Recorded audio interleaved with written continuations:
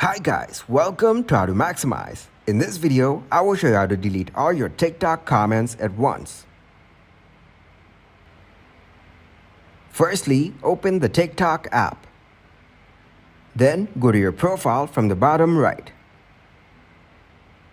Click on Menu. Now go to Settings and Privacy. Scroll down to select Comments and Watch History. Go to Comments History.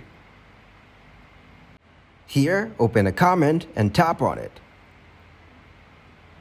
Next, select Delete.